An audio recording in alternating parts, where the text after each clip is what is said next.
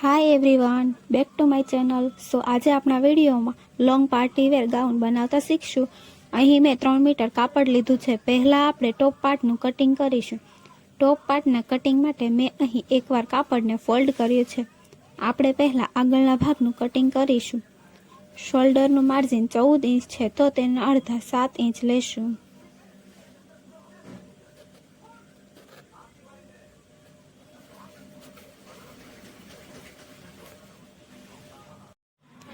વેસ્ટની length 14 inch છે, તો તેના +1 ઇંચ માર્જિન ઉમેરીને ટોટલ લંબાઈ 15 ઇંચ લેશું. વેસ્ટની પહોળાઈનું મેઝરમેન્ટ 32 ઇંચ છે, તો તેને 4 ભાગમાં ડિવાઈડ કરીશું. તો આપણને 8 મળશે. 8 + 2 માર્જિન સિલાઈનું ઉમેરીશું અને 1.5 ઇંચ ટક્સનું, એટલે આપણને ટોટલ 11.5 ઇંચ મળશે. અહીં આર્મ હોલની લેન્થ 7 ઇંચ લેશું.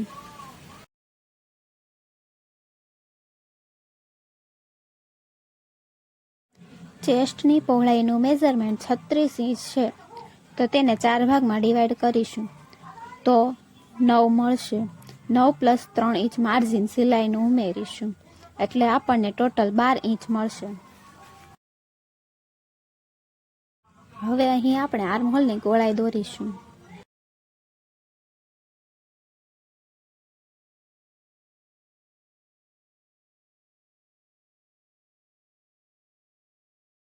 ટોપ પાર્ટનું મેઝરમેન્ટ દોરાઈને રેડી થઈ ગયું છે, તો હવે આપણે તેનું કટિંગ કરી લઈશું.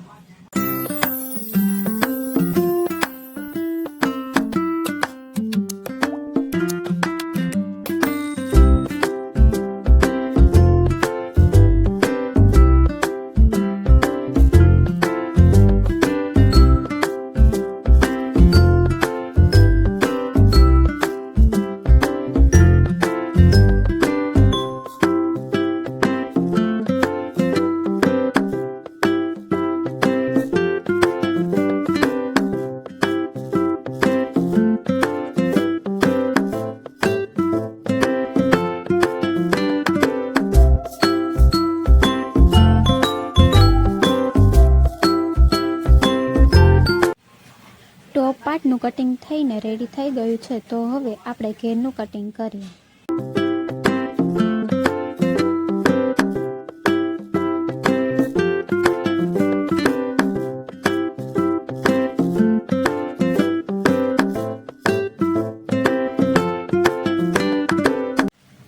તો ઘેરના કટિંગ માટે વેસ્ટની પહોળાઈનું મેઝરમેન્ટ 32 ઇંચ છે, તો તેને 4 ભાગમાં ડિવાઈડ કરીશું અને +2 માર્જિન ઉમેરીશું, એટલે અહીં 10 ઇંચ થશે. ત્યારબાદ ઘેરની લંબાઈ 40 ઇંચ +2 ઇંચ સિલાઈનું ઉમેરીશું, તો ટોટલ 40 + 2 42 ઇંચ થશે. હવે અહીં જે મેઝરમેન્ટ મળ્યું ત્યાંથી કાપડને ડબલ ફોલ્ડ કરીશું. કાપડ ડબલ ફોલ્ડ થઈ ગયા પછી ટ્રાયેંગલ શેપમાં કાપડને ફોલ્ડ કરીશું.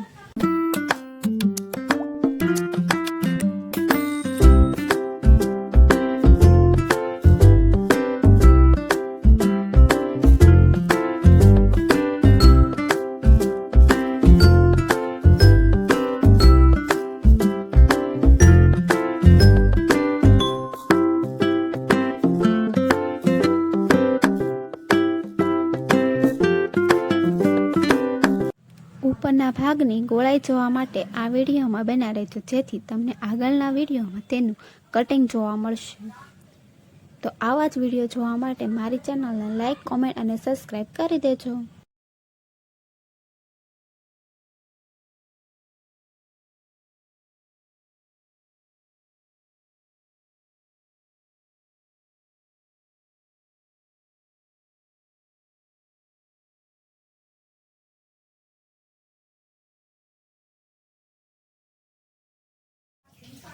ઉપરની ગોળાઈની લંબાઈ 10 ઇંચ અને ઘેરની લંબાઈ 40 ઇંચ +2 માર્જિન 42 ઇંચ, એટલે ટોટલ 52 ઇંચ લંબાઈ લેશું. હવે 52 ઇંચે આખી ગોળાઈ આપણે આપીશું.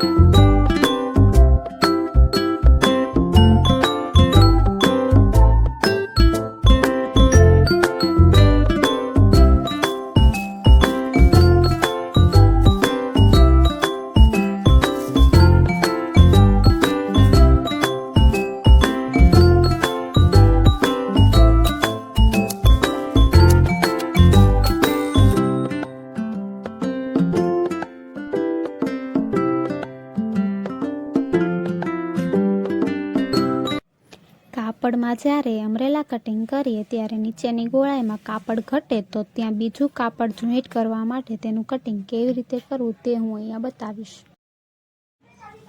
કાપડના ઘેરનું અમરેલા કટિંગ રેડી થઈ ગયું છે. તો હવે નીચેના ભાગમાં કાપડ જોઈન્ટ કરવા માટે જે ભાગ કટિંગ કરેલો વધે તેનો સીધો ભાગ હોય તેને ઉપરના ભાગમાં રાખીને નીચે જે રીતે ગોળાઈ આવે તે જ રીતે ગોળાઈમાં કટિંગ કરી લેવું, જે હું અહીં વિડીયોમાં બતાવી રહી છું.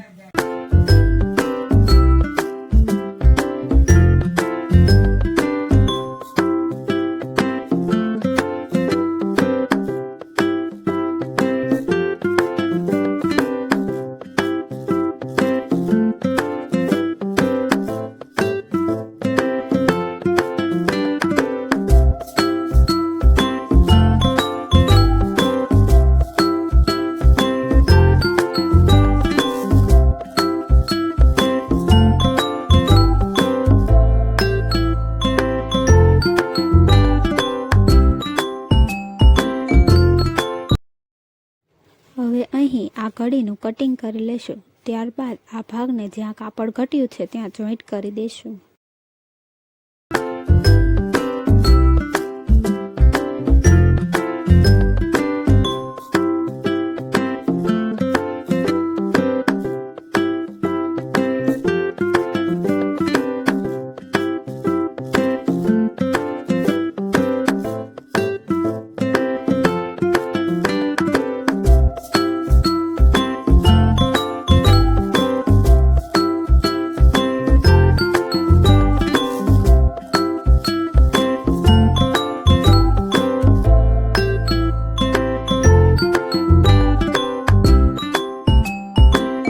હવે અહીં પાછળના ભાગનું મેઝરમેન્ટ લઈશું.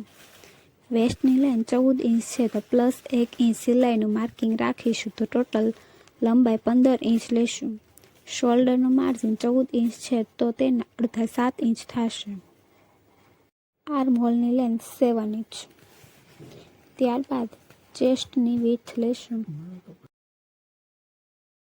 ચેસ્ટની પહોળાઈનું મેઝરમેન્ટ 36 ઇંચ છે તો તેને 4 ભાગમાં ડિવાઈડ કરીશું તો 8 મળશે.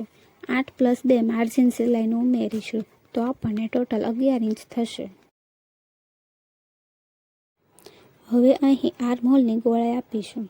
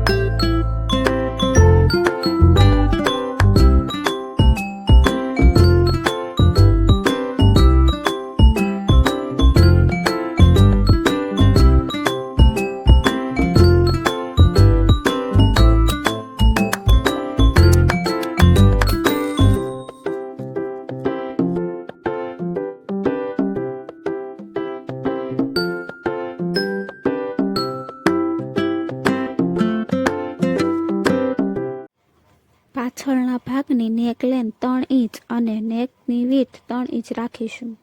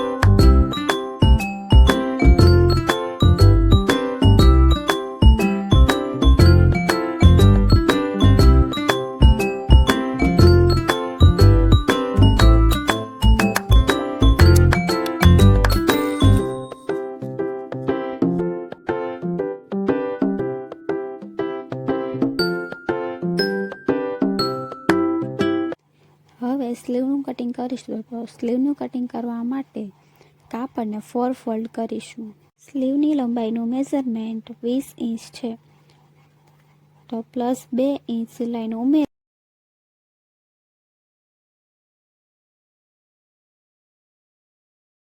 ત્યારબાદ કડીવાળા ભાગેથી 3 ઇંચ પહોળાઈ પર સીધી લાઈન દોરીશું. ત્યારબાદ તે લાઈન સીધી જે સ્લીવની ગોળાઈ આવે તેટલી રાખીશું. ત્યારબાદ ત્યાંથી નીચેની બાજુ 2.5 ઇંચ અને અંદરની બાજુ 2 ઇંચ સીધી લાઈન દોરીશું. હવે આ લાઈનને સ્લીવનો આકાર આપીશું.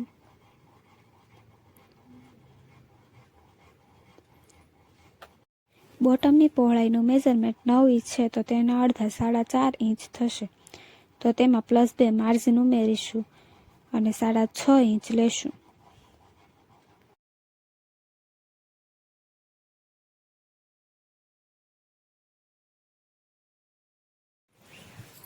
સ્લીવનું મેઝરમેન્ટ દોરાઈને રેડી થઈ ગયું છે, તો તેનું કટિંગ કરી લઈશું.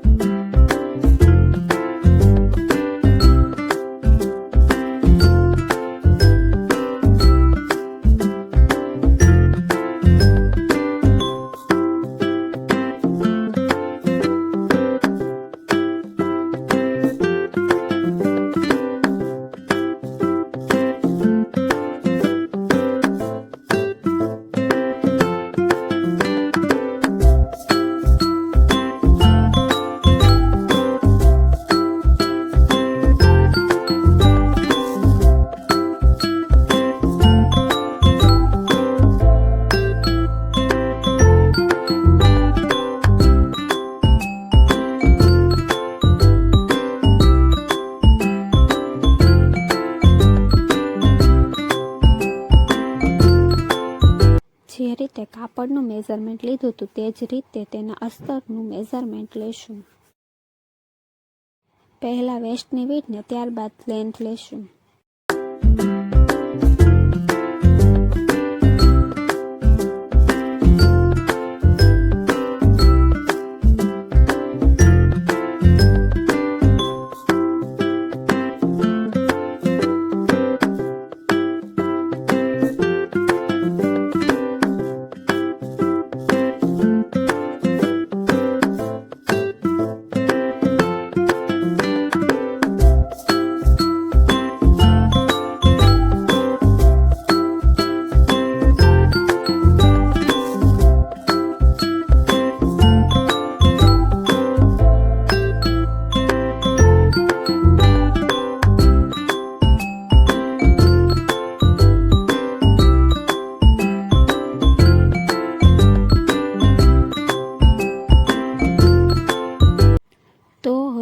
મારી પાસે વેસ્ટનું મેઝરમેન્ટ 36 ઇંચ છે, તો તેના 4 ભાગમાં ડિવાઈડ કરીને જે માપ મળે તેમાં +2 માર્જિન ઉમેરીશું, તો ટોટલ 10 ઇંચ થશે.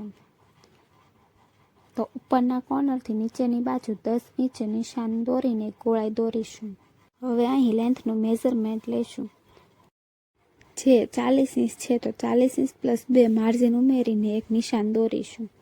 ત્યારબાદ ઉપરના કોર્નરથી આખી લંબાઈ માપીશું. જે 52 ઇંચ થશે, તો આખું ગોળાઈને માપ 52 ઇંચ દોરીશું.